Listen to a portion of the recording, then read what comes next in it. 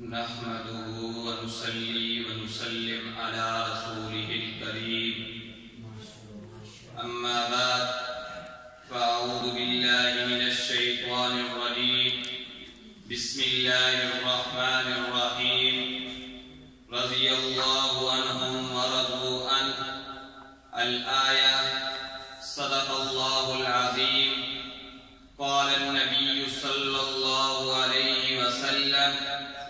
اکرموا اصحابی فإنهم خیارکم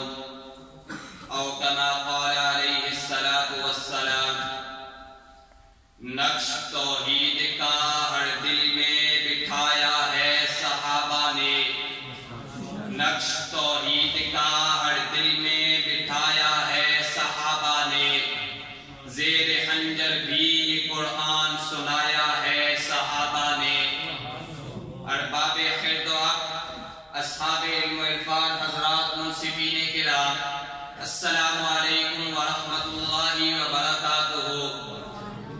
آج کے اس پروقار تقریری مسابقے کا عنوان عظمت صحابہ بزبان قرآن کے معطر منور عنوان سے معنون ہے۔ عزیزان محترم، میں اپنے اس خوبصورت عنوان کو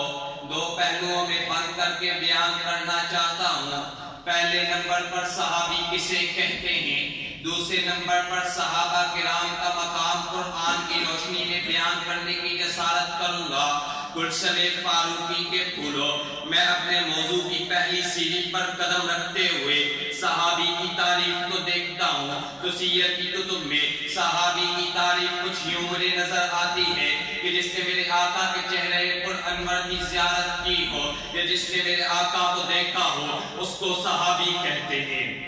صحابہ وہ مقدس نفوس قدسیہ تھے کہ جن کے گھوڑوں کی قسمیں قرآن میں تا قیامت زینت بنائی گئی۔ صحابہ دین مدینہ کا وہ قیمتی اثاثہ ہیں جنہوں نے افرادی قوت کے باوجود ایمانی قوتوں کے ساتھ طاغوتی سازشوں کا تلاقمہ کیا۔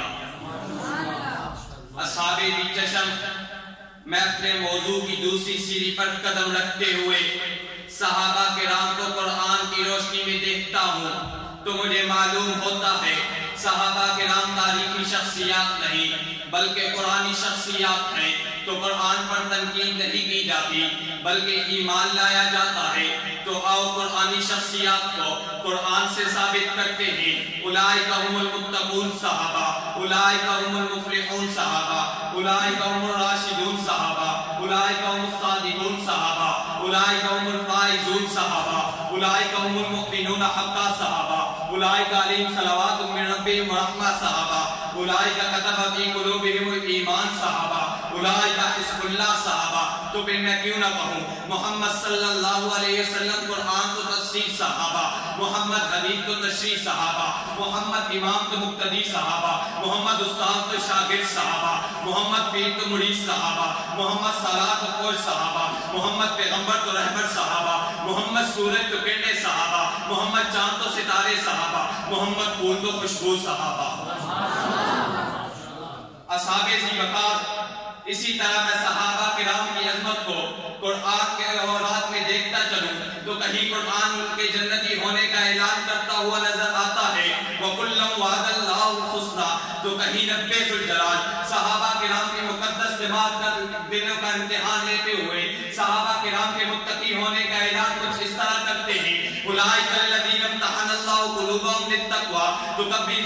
صحابہ کرام پر بہتان لگے تو قرآن مجید اپنی صفائیاں دینے کے لیے حاضر ہوتا ہے، ھذا بہتان عظیم۔ اور جب صحابہ کرام کی وہ مقدس جماعت اپنی جان کا نذرانہ پیش کرنے کے لیے میرے نبی کے ہاتھ پر ہاتھ رکھے تو عرش پر اللہ رب العزت کو یہ اتنا پسند آئے کہ عرش پر اللہ رب العزت اعلان فرما دے لقد رضی اللہ عن المؤمنین اذ یبایعونک تحت الشجرہ۔ اسی طرح جب صحابہ کرام کی وہ نفوس قدسیہ جماعت میرے اللہ کو پرشاد نظر آئے تو اللہ ان کو تسلیہ کچھ اس طرح دیتا ہے، کہیں فرماتا ہے ثم تاب علیہم یتوبوا، تو کہیں قانون بنا کر دیکھتا ہے لقد سمع اللہ قول التی تجادلک فی زوجہا وتشتکی الی اللہ۔ اسی طرح جب رب ذوالجلال نے صحابہ کرام کو رضی اللہ عنہم ورضوا عنہ کا سرٹیفکیٹ دے کر ان سے اپنی رضامندی کو قرآن کی زینت بناتا ہے، اس لیے شاید کیا خود کہتا ہے آنکھوں میں بس گئے دل میں سما کر چلے گئے، آنکھوں میں بس گئے دل میں